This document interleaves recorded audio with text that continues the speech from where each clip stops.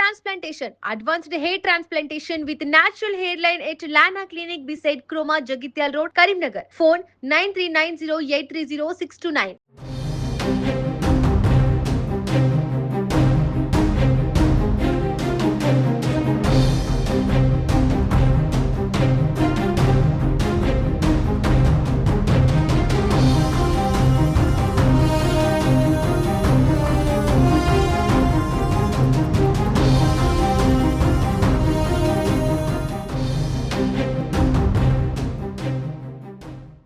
కరీంనగర్ లో BJP versus BRS. Karimnagar municipal corporation లో వినాయక చవితి నవరాత్రులకి రాజకీయ రంగు పులుముకుంటుంది. మున్సిపల్ ఎన్నికల వేడి ఇంకా చల్లరకపోవడంతో ప్రధాన పార్టీల మధ్య ఆధిపత్య పోరాటం వివాదాస్పదంగా మారుతోంది. చిలికి గాలివానలుగా మారి ఘర్షణకు కూడా దారితీయడంతో పోలీసులు ఇరు వర్గాలపై కేసులు నమోదు చేయడం జరిగింది. నవరాత్రి ఉత్సవాలకు ఇంకా గడువు ఉన్నా అటు బీజేపీ ఇటు బీఆర్ఎస్ వర్గాలు మండపం విషయంలో పట్టుదలకు పోవడంతో శుక్రవారం ఉదయం నుంచి సాయంత్రం వరకు సప్తగిరి కాలనీ, రామ్నగర్ ప్రాంతాల్లో ఉద్రిక్త పరిస్థితులు నెలకొన్నాయి.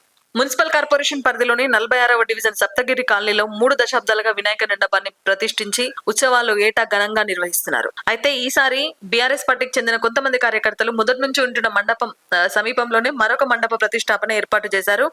సో ఈ ప్రతిష్టాపన కోసం ఎమ్మెల్యే గంగుల కమలాకర్ స్థానిక కార్పొరేటర్ మల్లికార్జున రాజేందర్ తో కలిసి పూజలు నిర్వహించారు.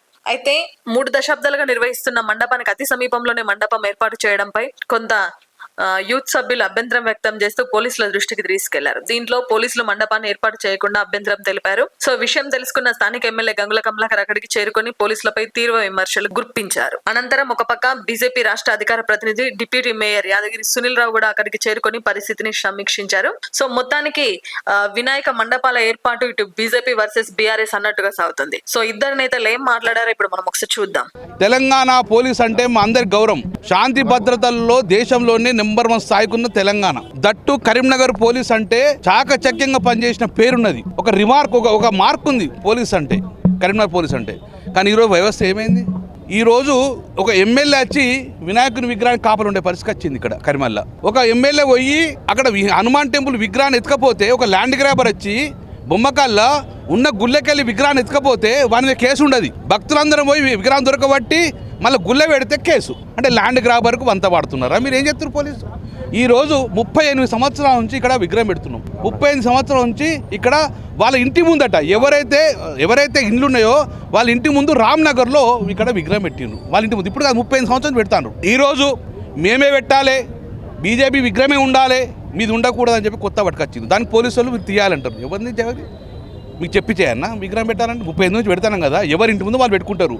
ఇదన్నా శాసిస్తారా? పోలీసులు అంతా వాడి మీరు జరగాలంటే ఎట్లా జరుగుతామండి? పెట్టుకున్నాం ఇక్కడ.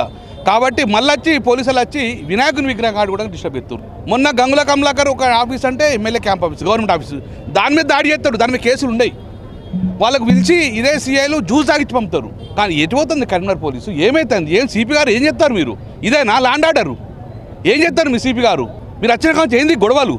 విగ్రహాలు ఎత్తుకపోడు, విగ్రహాలకు పోలీసులు ఎమ్మెల్యేలు కాపాడుండడు, కార్పొరేటర్ కాపాడుండడు అంటే ఏం చేద్దాం అనుకుంటారు? కరీంనగర్లో శాంతి భద్రత బేస్గా ఉన్నాయి. శాంతి భద్రత విఘాతం కల్పించకండి. మీరే ప్రజల మధ్య మనస్పర్ధలు తీసుకురాకండి. కరీంనగర్లో తెలంగాణ ఎక్కడ కానీ వినాయకుల పక్క వినాయకులు పెట్టుకుంటారు, పక్క వినాయకులు పెట్టుకుంటారు, 100 వినాయకులు పెట్టుకుంటారు. నువ్వెవరు అద్దనదానికి? నీకేం హక్కు ఉన్నది? నువ్వు చెప్పిందే విగ్రహం పెట్టానా? బీజేపీ పార్టీ చెప్తేనే విగ్రహాలు పెట్టానా? వేరే పెట్టరా? కాబట్టి ఒకవేళ గిట్ట నువ్వు మళ్ళా శాంతి భద్రత విఘాతం కలిగించే ప్రయత్నం పోలీసు చేయకండి. సిపి గారు ఇప్పటికైనా చెప్తున్నాను, యూ హ్యావ్ టు కంట్రోల్.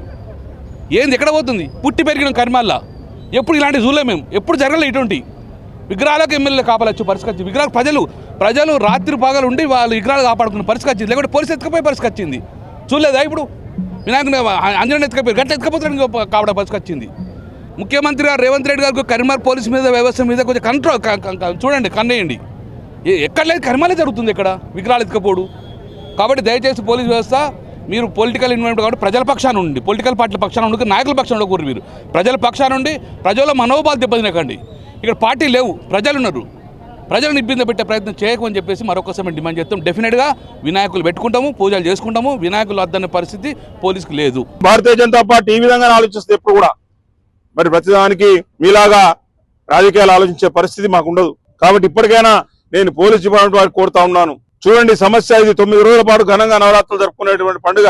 మరి మండపానికి ఏమాత్రం డిస్టెన్స్ లేకుండా మరి ఏర్పాటు చేసుకుంటే రాబోయే రోజుల్లో వచ్చే సమస్యలకు ఎవరు బాధ్యులు అవుతారు, ఎవరు దీనికి బాధ్యత వహిస్తారు, ఇది ఆలోచించాల్సిన విషయంగా నేను పేర్కొంటా ఉన్నాను.